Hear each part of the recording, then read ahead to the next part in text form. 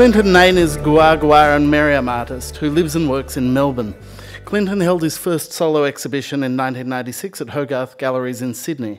He's been represented in exhibitions at the Australian Centre for Contemporary Art, Cairns Regional Gallery, the Adelaide Biennale of Australian Art, the National Gallery of Victoria and Heide Museum of Modern Art. And he'll be talking to us today from the perspective of a black artist and painter. Please make him very welcome.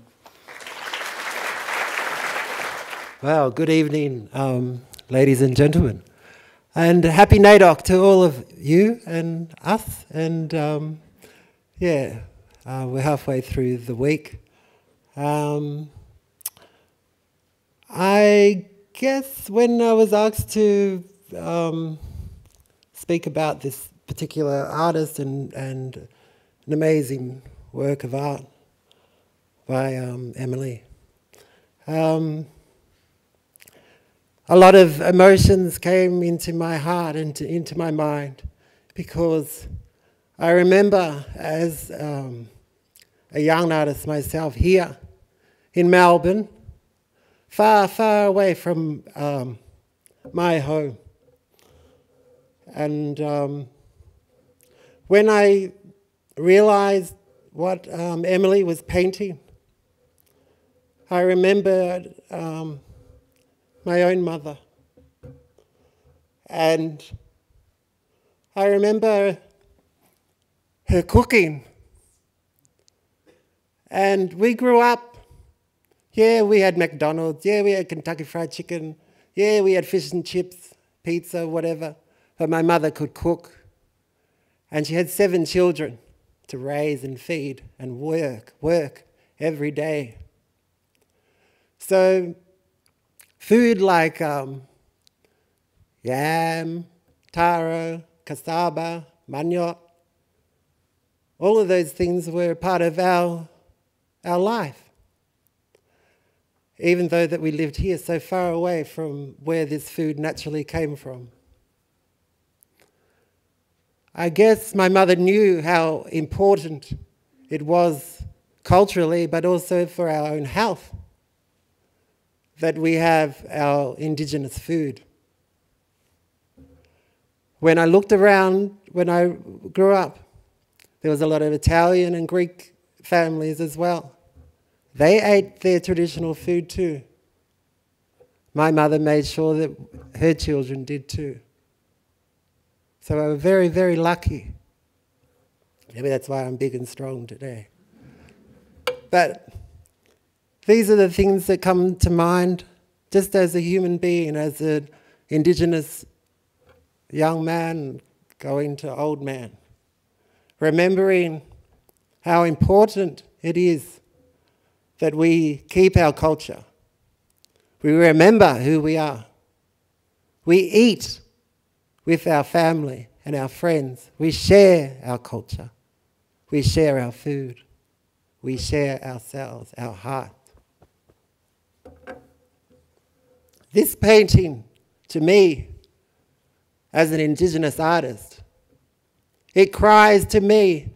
She's crying, just like my own mother did in the streets of Melbourne, for land rights, for native title, and then before that, to be a citizen in this country in the 60s, before I was even born. When I was born, I was in her arms at the Aboriginal Tent Embassy in Canberra, only 1 month old, not even. So I know how important it is to always give who you are to the world.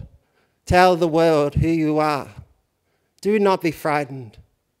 Stand up for yourself. Well, Emily did that. Old woman as she was. So proud of her today and always. She painted this to tell us, the world, of who she was and where she came from. This to me is not a garden of yam. This is the garden of her people. This tells the story of her whole lineage before light. This tells me of the story of her family going from beginning to end. Where is it in this painting? Tell me. Where did she start and where does it finish? Because there is no start and there is no finish. This is our country, as she said. This is my country, Emily told me and the world. This is what she is saying. All of that, whether it's yam, taro, manyat, whatever, this is the root system of the ground of a vegetable, yes, that kept these people alive, that fed them for thousands of years, that became a part of their everyday existence, especially being a woman. And I will not speak on women's business, but I know for a fact that this is her dreaming, this is her song, this is where she comes from. And all of those lines and all these squiggles and all of those things are generations, are people, are stories, are footprints, are journeys, our ceremonies. All of those things are entwined because all of those things are entwined. They are not separate. Aboriginal culture is all entwined. Our history is all entwined. Our trade routes, even trading such things as yams, taro, manyat, whatever, all these vegetables and food that we ate. Some things never existed here, but were brought here over time. And over that time, these people, the people that received these foods, whatever that was, became part of them and their story and their history. I know these things because I was told. And these things were told from long, long, long time ago. Way, way before I can even think. And passed down and down and down and down. Just like Emily got that same education from her own family about who she is, where she comes from, what's it mean. That is a black woman's story. And I am so proud that an Aboriginal woman in this turn of the century stood up to the whole world and said, I am here. This is my country. This is my story. This is where I come from. And now, here we are tonight. Years later, how long has she been gone now? 20 years. And we sit here tonight in the middle of NAIDOC to look and discuss about this amazing work of art that could have been, when you look at it and you travel the world and you look at art from all over the world, in fact, this could be from any time. This could be from the 1920s, from New York.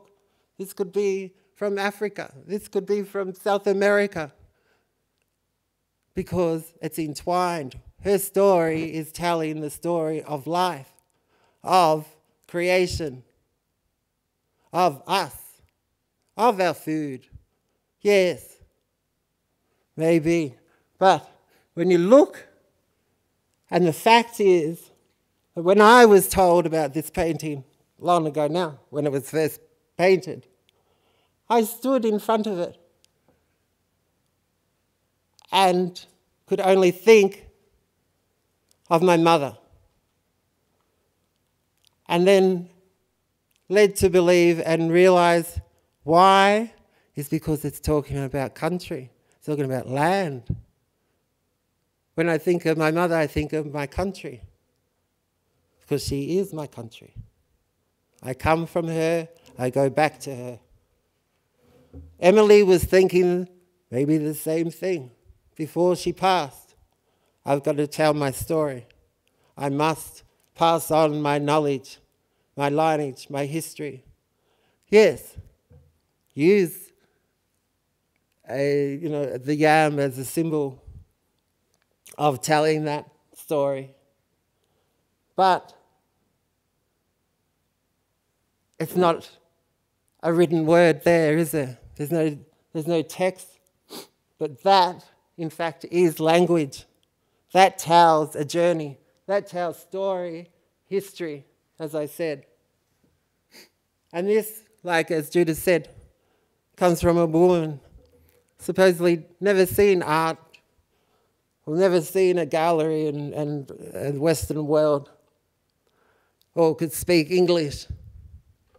But look what an Aboriginal woman from her own country, talking about her own country and her own family, can achieve. One of the most amazing pieces of work, art, probably in the world ever seen to this date. I am amazed. I'm amazed that this lady made it to actually do the work that we have here today. Because I know for a fact that her life wasn't just gardening. Her life was hard. Her life, she raised white children. She did work in coal mines and all those things that people say. She did muster cattle, all of those things, as people had to do, Aboriginal people, especially in those days, in those places, had to do, whether they liked it or not. But then later in her years, in her life, we were lucky, very, very lucky, to have this painted and left for us to understand. People like Emily told her story and left it behind for us to remember and to learn from. And yeah, I guess that's what I see as an artist. When I look at that painting, it's not just big yam dreaming. It's a huge entangled, I guess, like web or a faceted story of her lineage, going back to, like I said, where. That's the most amazing thing about this painting. It's like, where is the beginning and where is the end? It's just like life. We don't know. Thank you.